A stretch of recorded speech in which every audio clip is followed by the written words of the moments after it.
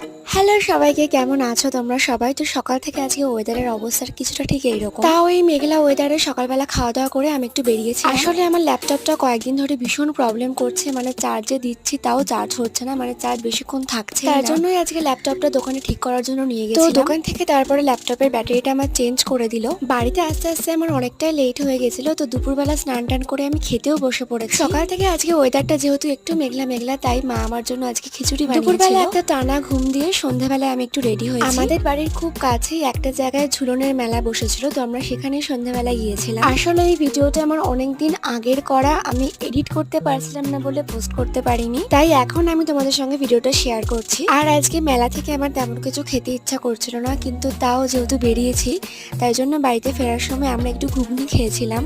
তারপরে তো আমি বাড়িতে চলে আসি, আর এই যে মামুনি আজকে আমার জন্য খিচুড়ি বানিয়ে পাঠিয়ে দিয়েছিল। রাতেও আমি ডিনারে খিচুড়িই খেয়েছিলাম। আজকের মতো এতটুকুই। দেখা